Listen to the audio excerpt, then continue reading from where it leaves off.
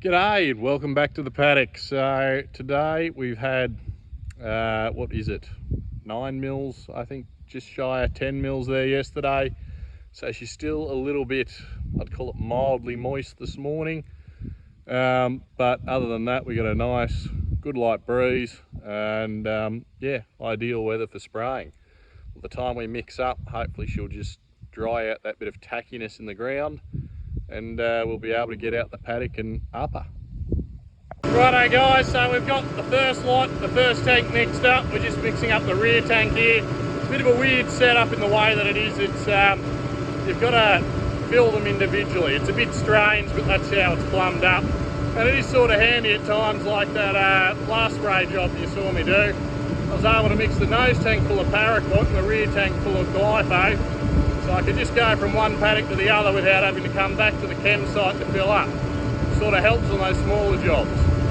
Anyway, basically the way I like to do my mixes is when I go in for something that's probably going to be a double knock. First tank is just straight gly, it's just gly by itself, plus adjuvants. So I've got ammonium sulphate in there, and this thing, Steadfast. Product I absolutely love. It's an acidifier wetter, and you use it at incredibly low rates. The use rate is 60 mils to 120 per 100 litres. Now to put that in perspective, we've put that against trials against Li 700, and we have found 60 mils per 100 of Steadfast to be more effective than half a litre of Li 700. And further put that into perspective, that means you can cover as much country with 220s of these and 3 110s of Li 700 and still do a better job. So I do sell it, so I'm a bit biased, but the data's there and I really love it ever since I've started using it myself. So yeah, that's in, plus a bit of ammonium sulphate in with the gly. We come back for a double knock. That's when we'll come through with anti-phenoxies, star rain up here, possibly depending on conditions, and paraquat, and that'll clean up anything that's left. And yeah, I like to do it that way. That way you get the full kick out of the gly, you get better efficacy on those grass weeds, and the paraquat doesn't seem to knock around the job with those phenoxies so much. That's why I like to mix it in with the paraquat and that double knock. Anyway, I better start flicking some pumps here before this overflows.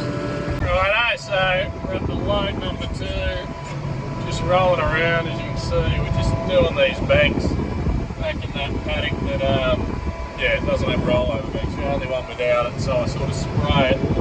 Still on the AV line, but it's 3 separate paddocks, and I try and get the boom up as far over the banks as I can, just so we don't have any areas there that are throwing out weeds and basically becoming an infection source for the rest of the paddock. So yeah, rolling around doing that one. It is fairly late in the afternoon now, it is 10 to 3. This will probably be my last load for the day, which is a bugger. It's meant to rain in the morning, but yeah, it's slow going in this old girl, and yeah, got slowed down with a few things this morning, otherwise we could have got it done. There'll only be a few hectares left, so who knows, we'll work it out when we get there, see what the conditions are like. Whether we still have wind or what's going on, and yeah, go from there. Anyway, we'll keep plugging along. I know, so it's about 5:20 in the arvo. I have 200 litres left in the tank, which is a bit over 3 hectares, and I reckon that'll do me for the day. After this, we'll start getting close to immersion weather, and I don't want to drink my sorghum. Fairly obvious reasons. So, after this, we're pretty well done. I did get those aerators in the mail for that dam, so I'm going to shove them in. They're a lot smaller than they looked online. But anyway, they will hopefully do something. Who knows? I've got to do better than nothing, probably next to nothing, but still, that's not nothing. Anyway, we'll keep cracking on. While we're going here, the other thing that I've noticed, which is another reason I really like disc seeders in this country, is just the the amount of rocks that old gyral pulled up.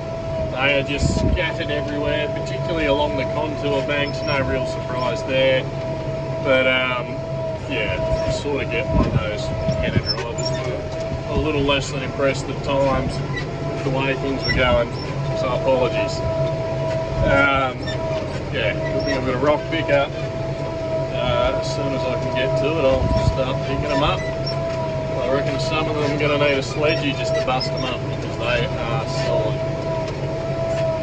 Anyway, we'll keep going. See, look at that bugger down there. That would not go well through a food house. So I got down here with these aerators, went to whack them in, and sort of worked out that the hose was nowhere near long enough. It was sort of just sitting in the edge by the time I had the panels up out of the way. So I went back to the shed, got a couple of pickets, drove them in. I'm hoping they're up above the full dam mark because chances of me getting down here in time in a storm to pull them out is pretty well zero. Will they do anything? Maybe. Will it be next to zero? Quite possibly. But anyway, you don't know unless you try. And I really want to catch a fish out of here at some stage because I did put them in here. So I hope they're still here. And I'd really like to catch a fish out of here. So anyway, that's it from me. Till next time, keep at it.